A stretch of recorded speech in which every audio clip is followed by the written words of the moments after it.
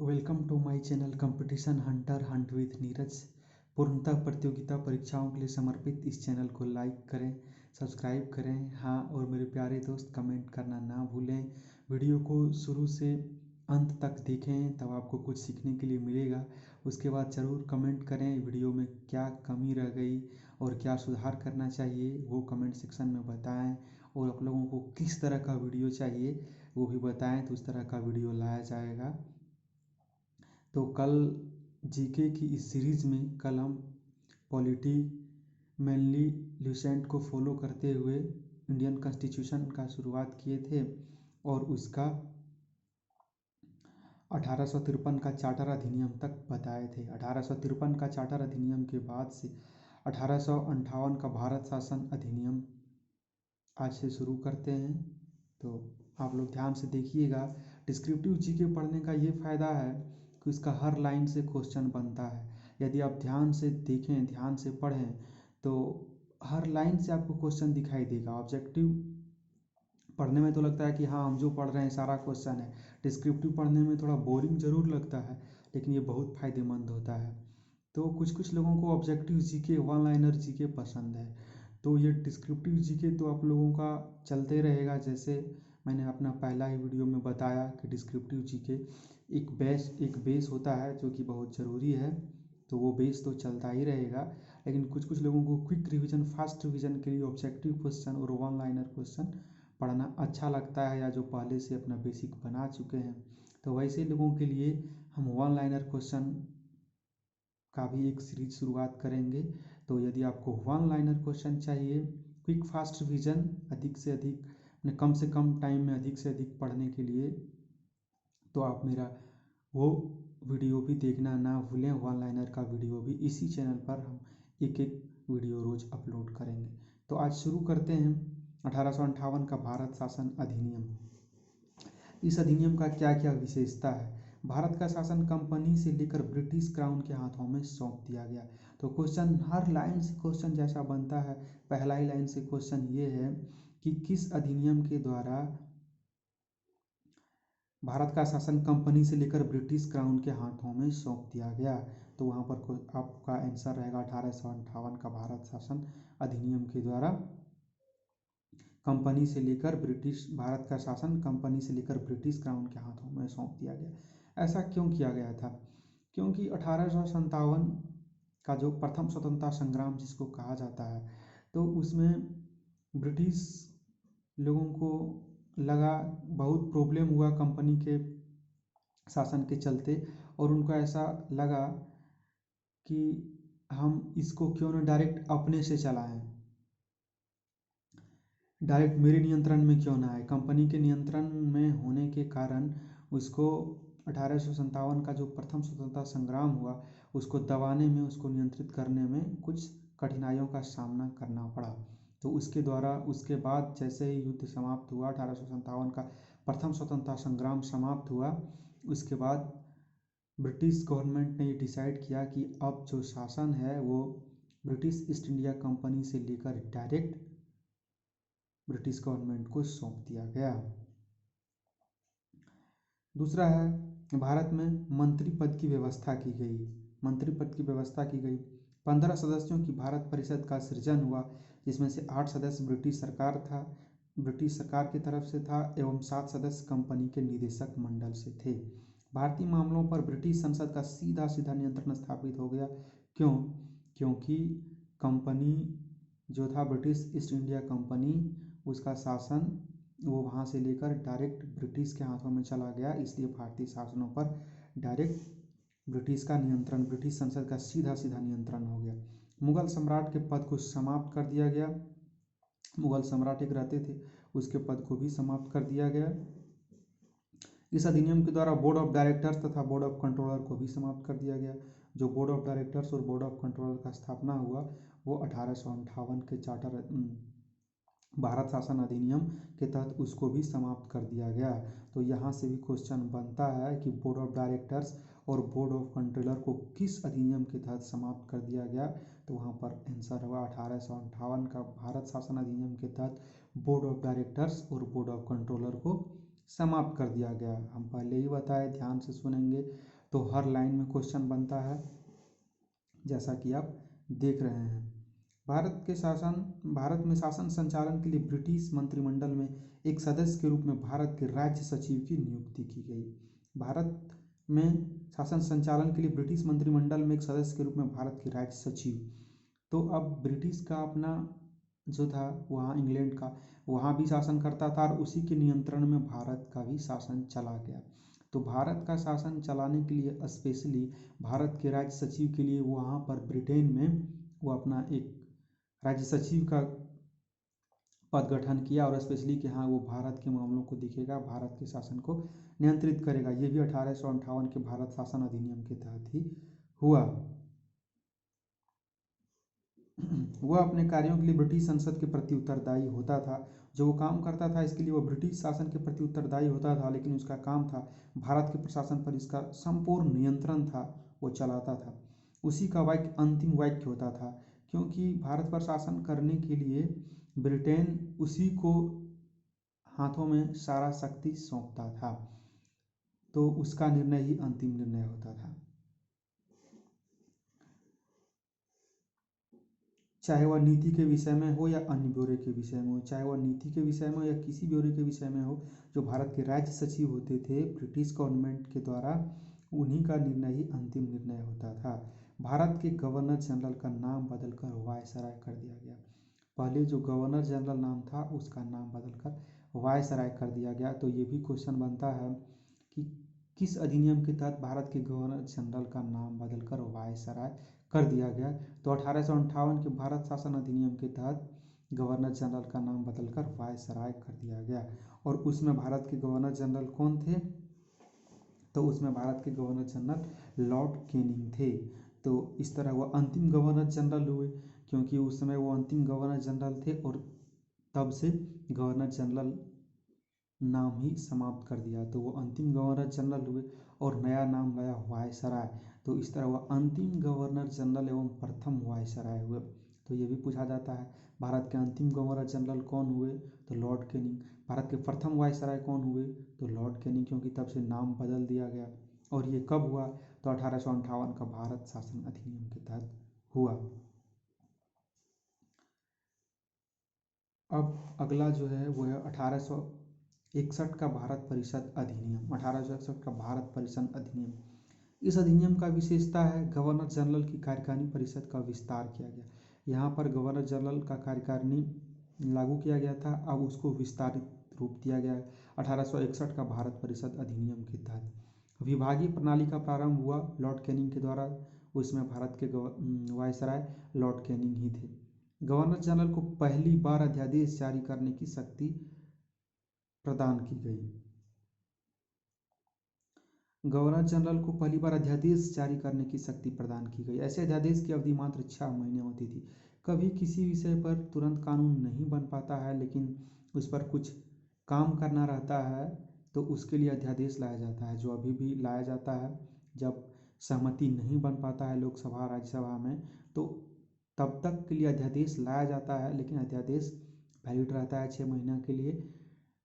उसके बाद फिर वो अस्थायी रूप से उस पर काम करने के लिए लाया जाता है अध्यादेश।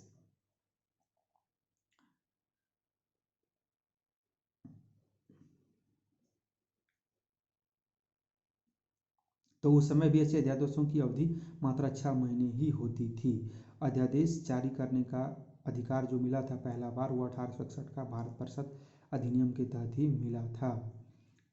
गवर्नर जनरल को बंगाल, उत्तर पश्चिम सीमा प्रांत और पंजाब में विधान परिषद स्थापित करने की शक्ति भी प्रदान की गई थी। इसके द्वारा कानून बनाने की प्रक्रिया में भारतीय प्रतिनिधियों को शामिल करने की शुरुआत हुई।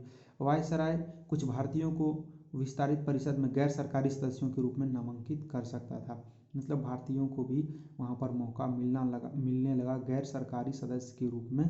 कुछ उसमें जो सदस्य होते थे उसमें से कुछ भारतीय सदस्यों को भी शामिल किया जाने लगा।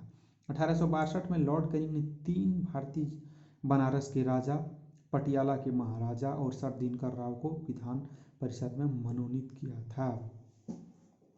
1873 ईस्वी का अधिनियम, इसके बाद जो 1861 का भारत परिषद अधिनियम के बाद का जो अधिनियम आया वो 1873 का अधिनियम था। इस अधिनियम द्वारा यह उपबंध किया गया कि ईस्ट इंडिया कंपनी को किसी भी समय भंग किया जा सकता है। तो ऐसे भी सारा नियंत्रण तो ब्रिटिश गवर्नमेंट के हाथ में चला ही गया था, लेकिन फिर भी ब्रिटिश ईस्ट इंडिया कंपनी अस्तित्व में था। लेकिन 1873 का अधिनियम के तहत ये लाया गया कि ब्रिटिश ईस्ट इंडिया कंपनी को कभी भी भंग किया जा सकता है, और वैसा ही किया गया। 1 जनवरी 1884 को ईस्ट इंडिया कंपनी को औपचारिक रूप से भंग कर दिया गया था। उसके बाद जो अधिनियम आया वो है शाही उपाधि अधिनियम 1876। इस अधिनियम द्वारा गवर्नर जनरल को केंद्रीय कार्यकारिणी में 6ठे सदस्य की नियुक्ति कर उसे लोक निर्माण विभाग का कार्य सौंपा गया। 28 अप्रैल 1876 ईस्वी को एक घोषणा द्वारा महारानी विक्टोरिया को भारत की साम्राज्ञी घोषित कर दिया गया। यहाँ से भी क्वेश्चन पूछा जाता है, हर लाइन से क्वेश्चन रहता है। तो यहाँ से भी क्वेश्चन पूछा जाता है कि कब महारानी विक्टोरिया को भारत का साम्राज्ञी घोषित कर दिया गया था। तो 28 अप्रैल 1876 को। उसके बाद आता है 1892 का भारत परिषद अधिनियम। इस अधिनियम की मुख्य विशेषता है अप्रत्यक्ष चुनाव प्रणाली की शुरुआत हुई। किस अधिनियम के तहत, यहाँ से भी क्वेश्चन बनेगा कि अप्रत्यक्ष चुनाव प्रणाली की शुरुआत किस अधिनियम के तहत हुआ था। तो 1892 का भारत परिषद अधिनियम के तहत अप्रत्यक्ष चुनाव प्रणाली का शुरुआत हुआ। इसके द्वारा राजस्व एवं व्यय अथवा बजट पर बहस करने तथा कार्यकारिणी से प्रश्न पूछने की शक्ति दी गई। 1892 का भारत परिषद अधिनियम के तहत ही बजट पर बहस करने और प्रश्न पूछने की शक्ति भी दी गई। इसके बाद जो अधिनियम है, उस अधिनियम से लगभग सारे एग्जामों में बहुत सारे प्रश्न पूछे जाते हैं। 1909 ईस्वी का भारत परिषद अधिनियम, और इसको एक और दूसरे नाम से भी जाना जाता है जिसको बोलते हैं मार्ले मिंटो सुधार। क्या बोला जाता है? मार्ले मिंटो सुधार। 1909 ईस्वी का भारत परिषद अधिनियम का दूसरा नाम मार्ले मिंटो सुधार। पहली बार मुस्लिम समुदाय के लिए पृथक प्रतिनिधित्व का उपबंध किया गया। यह भी क्वेश्चन पूछा जाता है कि पहली बार मुस्लिम समुदाय के लिए जो पृथक प्रतिनिधित्व का उपबंध किया गया वो किस अधिनियम के तहत किया गया। तो 1909 का भारत परिषद अधिनियम, या उसको किस नाम से जाना जाता है, तो मार्ले मिंटो सुधार के नाम से जाना जाता है।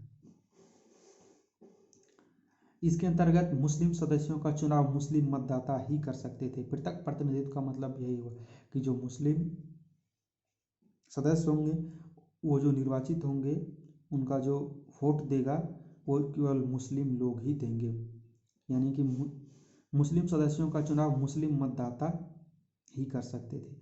भारत सरकार अधिनियम के तहत पहली बार विधायिका में कुछ निर्वाचित प्रतिनिधित्व की मंजूरी भी मिली। इस प्रकार इस अधिनियम ने सांप्रदायिकता को वैधानिकता प्रदान की और लॉर्ड मिंटो को सांप्रदायिक निर्वाचन के जनक के रूप में जाना गया। ऐसा भी क्वेश्चन पूछा जाता है कि सांप्रदायिक निर्वाचन का जनक किसको कहा जाता है, तो लॉर्ड मिंटो को कहा जाता है। इन्होंने सांप्रदायिकता को जन्म दिया क्योंकि लोगों में दूरी पैदा किया।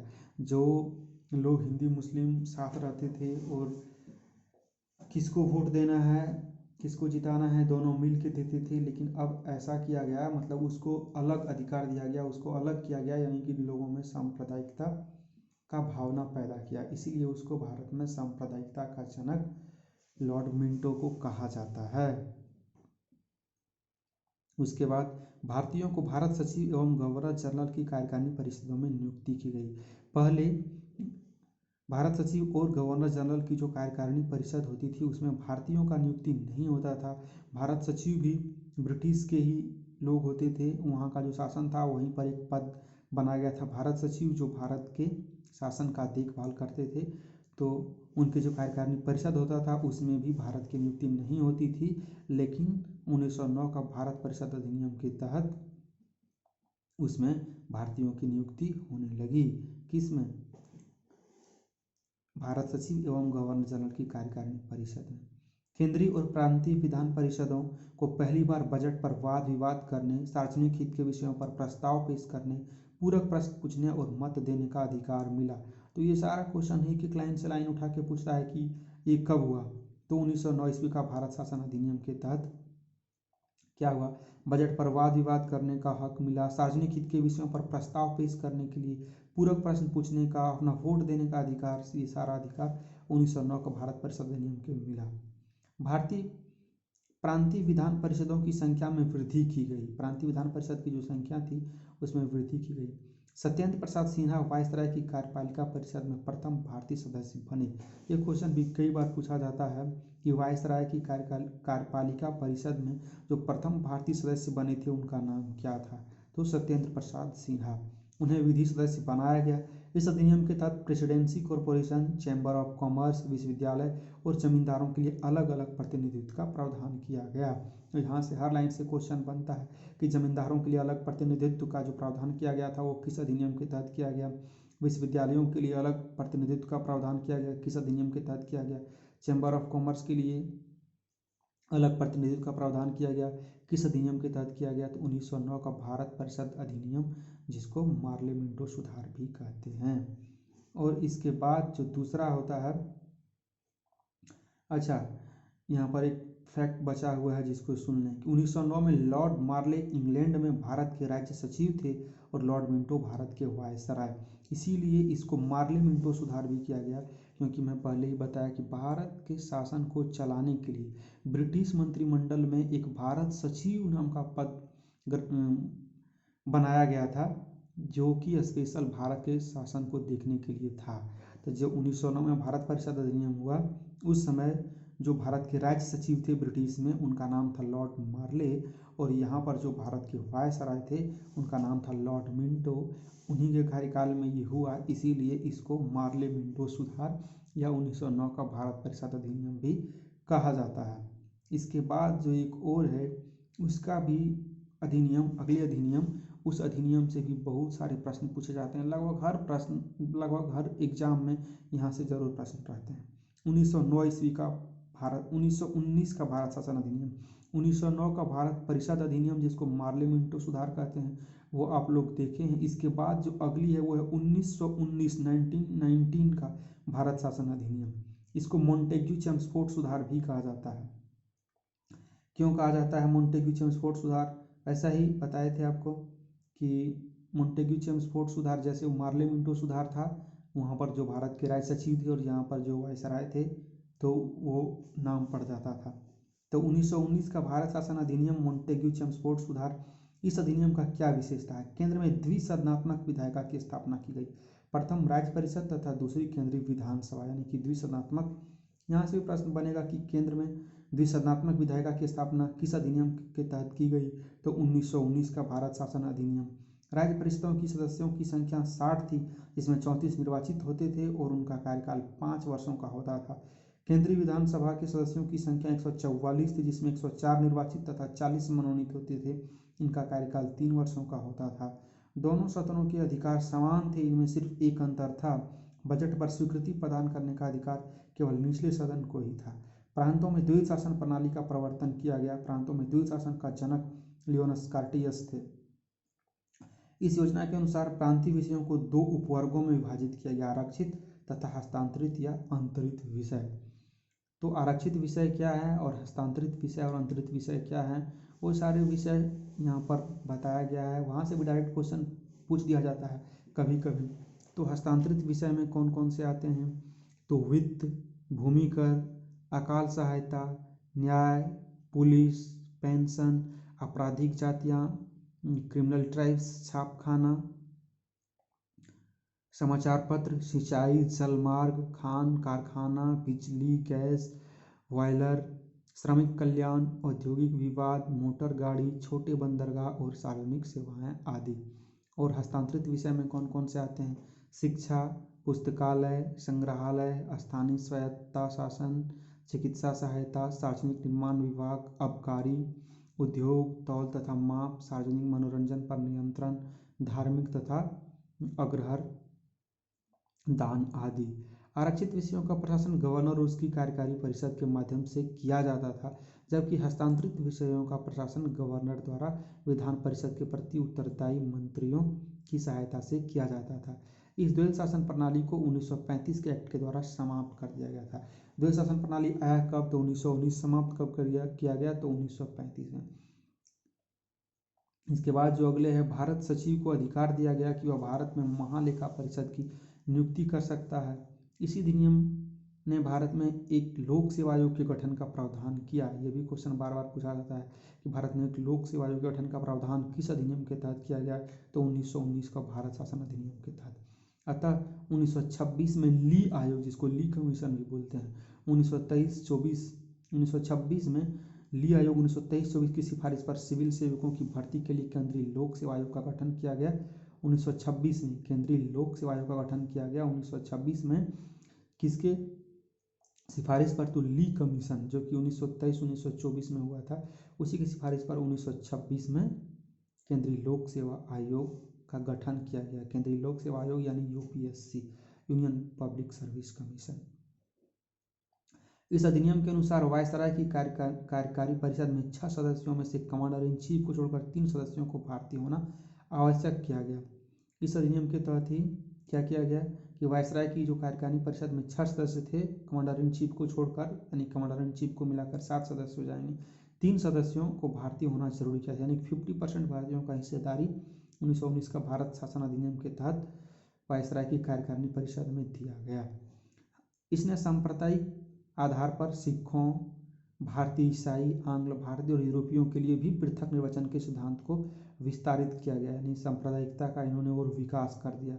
इसमें पहली बार केंद्रीय बजट को राज्यों के बजट से अलग कर दिया गया। पहली बार क्या किया गया? केंद्र के बजट को राज्य के बजट से पहली बार अलग कब किया गया? तो 1919 का भारत शासन अधिनियम, या इसको मॉन्टेग्यू-चेम्सफोर्ड सुधार के नाम से भी जाना जाता है। इसमें पहली बार केंद्रीय बजट को राज्य के बजट से अलग कर दिया गया। इसके अंतर्गत एक वैधानिक आयोग का गठन किया गया, जिसका कार्य 10 वर्ष बाद जांच के बाद अपनी रिपोर्ट प्रस्तुत करना था। इसके अंतर्गत क्या किया गया? एक वैधानिक आयोग गठन किया गया, जिसका कार्य 10 वर्ष बाद जांच के बाद अपनी रिपोर्ट प्रस्तुत करना था। इस अधिनियम में केंद्रीय विधानसभा में वायसराय को अध्यादेश जारी करने की शक्ति को निम्न रूप में बनाए रखा गया। कुछ विषयों से संबंधित विधेयकों को विचारार्थ प्रस्तुत करने के लिए उसकी पूर्व अनुमति आवश्यक थी। उसे भारतीय विधानसभा द्वारा पारित किसी भी विधेयक को वीटो करने या सम्राट के विचार के लिए आरक्षित करने की शक्ति थी। उसे यह शक्ति थी कि विधानमंडल द्वारा नामंजूर किए गए या पारित न किए गए किसी विधेयक या अनुदान को प्रमाणित कर दे, तो ऐसे प्रमाणित विधेयक विधानमंडल द्वारा पारित विधेयक के समान ही हो जाते थे। वह आपात स्थिति में अध्यादेश बना सकता था, जिनका अस्थायी अवधि के लिए विधिक प्रभाव होता था।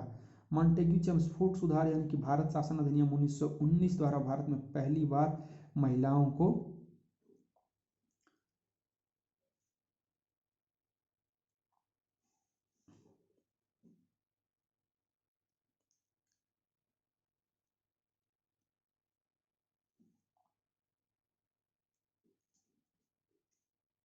वोट देने का अधिकार मिला। उसमें इंग्लैंड का प्रधानमंत्री लॉर्ड जॉर्ज था। ये क्वेश्चन भी बार बार पूछे जाते हैं कि भारत में पहली बार महिलाओं को वोट देने का अधिकार जो मिला वह किस अधिनियम के तहत मिला? तो 1919 का अधिनियम के तहत मिला। और जब भारत में पहली बार महिलाओं को वोट देने का अधिकार मिला, उसमें इंग्लैंड का प्रधानमंत्री कौन थे? तो लॉर्ड जॉर्ज थे।